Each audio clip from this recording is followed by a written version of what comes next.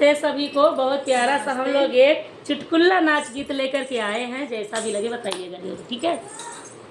सोने के कटोरिया में तेल हो